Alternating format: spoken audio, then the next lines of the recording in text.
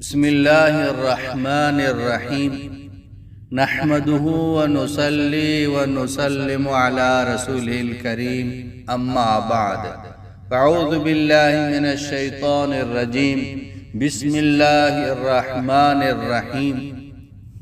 آج کا یہ ہمارا وظیفہ یہ بالوں کے گرنے کے بارے میں۔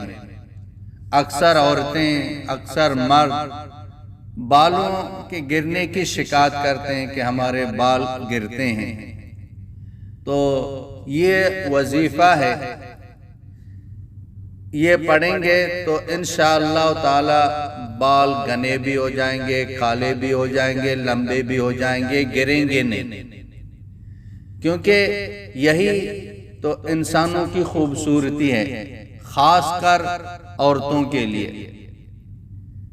مردوں کی زینت تو داڑھی ہے اور بال بھی ہیں، بال ہیں تو انسان خوبصورت لگتا ہے، آگے بال نہیں ہیں پیچھے بال ہیں تو وہ خوبصورتی ختم ہو جاتی ہے، کم ہو جاتی ہے۔ تو عورتوں کی تو خوبصورتی وہ بالکل ہی ختم ہو جاتی ہے۔ عورتوں کی جو زینت ہے وہ بال ہے، تو بال گر جاتے ہیں، طرح طرح کے شیمپو استعمال کرتے ہیں، طرح طرح کی دوائیاں استعمال کرتے ہیں، بعض تو لاکھوں روپیہ خرچہ کر کے بال اگاتے ہیں، وہ بھی کامیاب نہیں ہوتے ہیں، وہ بھی اچھے نہیں لگتے۔ یہ ایک وظیفہ ہے، بہت ہی مجرب ہے، قرآن پاک کی آیات ہے۔